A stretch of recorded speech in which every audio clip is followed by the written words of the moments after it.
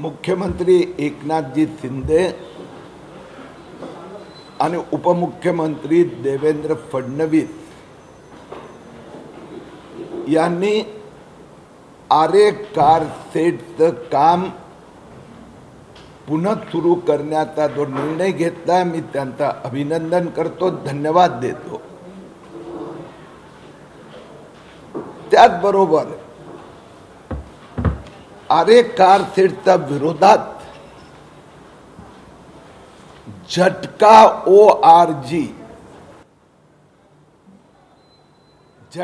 ORG आणि काही स्वतःला NGO म्हणणाऱ्या लोकांनी जे बेनामी कॅम्पेन सुरू केलं होतं आणि त्यात एक्झोटेल टेककॉम प्रायव्हेट लिमिटेड, एक्झोटेल टेककॉम प्रायव्हेट लिमिटेड या बँगलोरचा एका IT कंपनीने मॅन्युप्युलेटेड, उदाहरण द्यायचं झालं तर 82,000 ईमेल पाठवले होते या आरे कार सेटच्या विरोधात कॅम्पेन करण्यासाठी।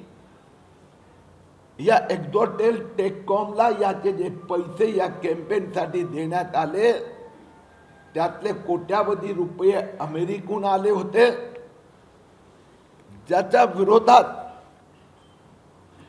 BKC पोलीस स्टेशननी FIR नोंदला होता, त्याची चौकशी चालू होती आणि या चौकशीत काही वेस्टेड इंटरेस्ट लोकांनी मेट्रो कामात अडथळा निर्माण करण्यासाठी विदेशच्या पैसेच्या मदतीने जे कॅम्पेन सुरू केलं होतं त्याच्यावर कारवाई सुरू झाली होती, परंतु उद्धव ठाकरे सरकारने ही कारवाई थांबवली, FIR ला स्थगिती दिली आणि ही केस बंद करण्यासाठी कोर्टात क्लोजर रिपोर्ट फाईल केला। ही जी FIR झाली होती ती महाराष्ट्र सरकारने केली होती। MMRDA आणि MMRCL Mumbai metro railway corporation limited तर स्वतःचाच सरकार स्वतःचाच कंपनी विरुद्ध अशा प्रकारच्या डुबियस कॅम्पेनवर कारवाई होत असताना ठाकरे सरकारने कारवाई का थांबवली याची चौकशी व्हायला हवी। मी देवेंद्र फडणवीसजी आणि एकनाथराव शिंदेना विनंती केली आहे की ही जी FIR वर चौकशी कारवाई होत होती तो क्लोजर रिपोर्ट मागे घ्यावा, कोर्टाने अजून अंतिम निकाल दिलेला नाही, चौकशी पुन्हा सुरू करावी आणि यात वनशक्ती NGO यांनी आरेला कारसेड होऊ नये, परंतु एक प्रायव्हेट बिल्डर रॉयल पाम हिथे हे कारसेड व्हावं, हे जे याचा मागचा त्यांचा कॅम्पेनचा हेतू होता, ज्यामुळे रॉयल पामला 4,800 कोटी रुपयाचा TDR मिळणार, म्हणजे 4,800 कोटी रुपये फायदा होणार, तर यांचा रोलचा पण तपास करावा ह्या NGOचा, अशी ही मागणी मी केली आहे।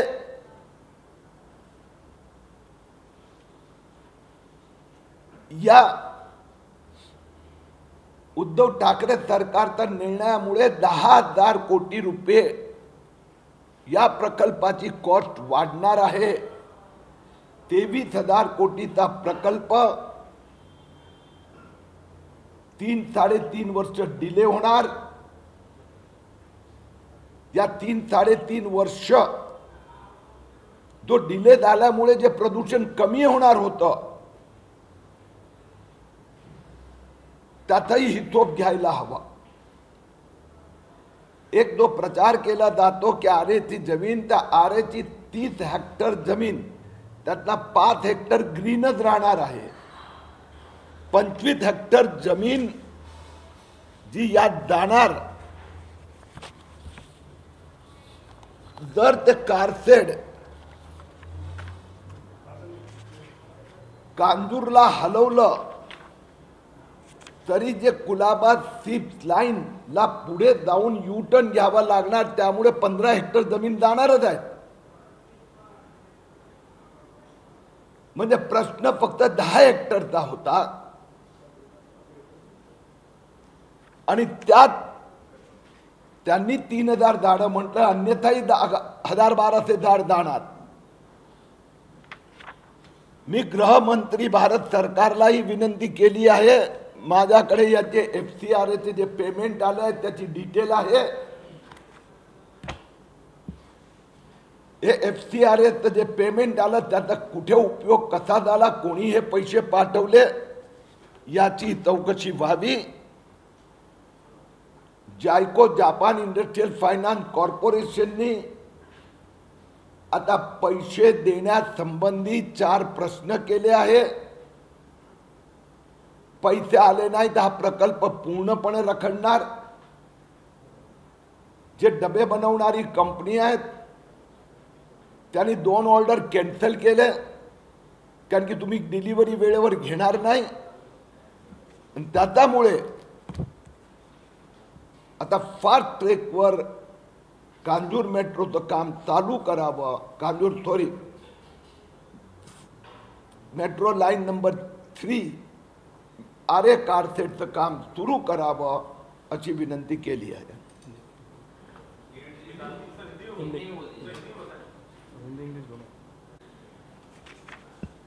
उद्धव ठाकरे सरकारने आरे कारशेड का काम बंद करने के कारण कुलाबा सिप मेट्रो की कीमत कॉस्ट 10,000 करोड़ बढ़ रही है. मैंने मुख्यमंत्री एकनाथ जी शिंदे और उप मुख्यमंत्री देवेंद्र फडणवीस जी से प्रार्थना की है, आरे कारशेड का काम जल्दी शुरू किया जाए. जो आरे कारशेड के विरुद्ध में जो कैंपेन उठा था उसमें अब यह स्पष्ट हो चुका है कि विदेश से पैसे आए थे, FCRA के द्वारा आए थे. झटका ORG, वनशक्ति, ऐसी कुछ संस्थाओं का जो रोल था, बैंगलोर के एक्सोटेल टेककॉम प्राइवेट लिमिटेड को अपॉइंट किया गया, जिसको 4 करोड़ रुपए विदेश से आए. एक उदाहरण देना चाहे कि कैसा मैनिपुलेटेड कैंपेन था, तो झटका ORG के द्वारा 82,000 ईमेल भेजे गए थे.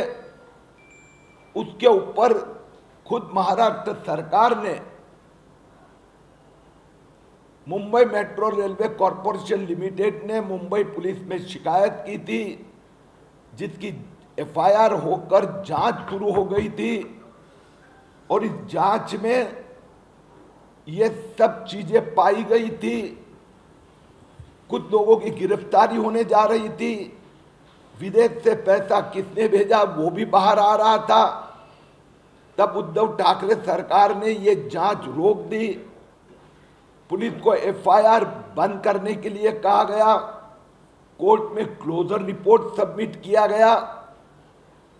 ये सब की वापस जांच होनी चाहिए, ऐसी हमारी मांग है.